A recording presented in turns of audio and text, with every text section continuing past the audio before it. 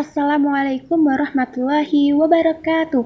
Halo teman-teman, perkenalkan saya Sustika Nanda Emil Dayanti. Dalam video ini, saya akan menjelaskan sedikit tentang penelitian laporan diri dan studi perkembangan cross-seksional dan longitudinal. Penelitian laporan diri atau self-report research. Dalam penelitian ini, peneliti sebagai instrumen kunci. Peneliti harus mengumpulkan informasi sendiri terkait dengan penelitiannya, sehingga peneliti harus memiliki wawasan dan bekal teori yang luas sehingga mampu bertanya, menganalisis, memotret, dan mengkonstruksi situasi sosial yang diteliti menjadi jelas dan bermakna. Penelitian laporan diri dianjurkan menggunakan teknik observasi secara langsung. Ciri-ciri penelitian laporan diri bersifat mendeskripsikan kejadian atau peristiwa yang bersifat faktual dan dilakukan secara mendetail, mengidentifikasi masalah atau untuk mendapatkan justifikasi keadaan dan praktek yang sedang berlangsung, mendeskripsikan subjek yang sedang dikelola oleh kelompok orang tertentu dalam waktu yang bersamaan, penggambaran secara sistematis fakta dan karakteristik objek dan subjek yang diteliti secara tepat. Langkah analisis data, yaitu reduksi data, yaitu suatu proses pemilihan pada penyederhanaan dan transmasi data dari catatan-catatan atau rekaman di lapangan. Penyajian data, yaitu penyusunan data informasi sehingga memungkinkan adanya penarikan kesimpulan. Verifikasi data, yaitu penarikan kesimpulan berdasarkan reduksi, interpretasi, dan penyajian data. Studi perkembangan atau development study.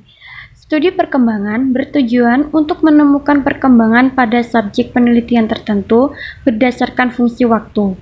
Ada dua jenis studi perkembangan, yaitu yang pertama, studi perkembangan cross-seksional, merupakan penelitian yang dilakukan pada subjek yang berbeda untuk mempelajari dinamika korelasi antara faktor-faktor rasio dengan efek, dengan cara pendekatan observasi atau pengumpulan data sekaligus pada suatu saat, atau point-time approach.